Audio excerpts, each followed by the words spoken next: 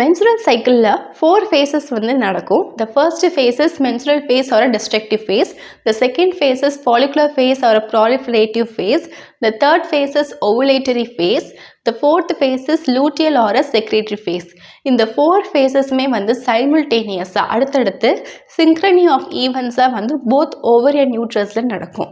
அதாவது female reproductive system-ல ovary அப்படிங்கிறது fallopian டியூப்க்கு கீழே இங்கிட்ட ஒரு ஓவரி இங்கிட்ட ஒரு ஓவரியாக இருக்கும்.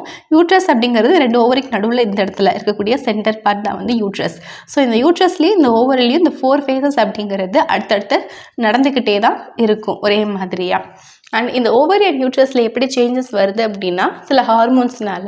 நம்மளோட பிரெயினில் பிட்யூட்டரி கிளாண்ட் அப்படின்னு இருக்குது. இந்த பிட்யூட்டரி கிளாண்ட் வந்து ஹார்மோனான லுட்டினைசிங் ஹார்மோனையும் ஃபாலிக்கல் ஸ்டிமுலேட்டிங் ஹார்மோனையும் செக்ரீட் பண்ணும். ஸோ அந்த ஹார்மோன் என்ன பண்ணுது, ஓவரியில் வந்து ஆக்ட் ஆகி ஓவரியில் இருக்கக்கூடிய ஹார்மோனான ஈஸ்ட்ரோஜன் ப்ரொஜெஸ்டரானை செக்ரீட் பண்ண வச்சு அண்ட் ஆல்சோ யூட்ரஸ்லேயும் சில சேஞ்சஸை வந்து ஏற்படுத்துது.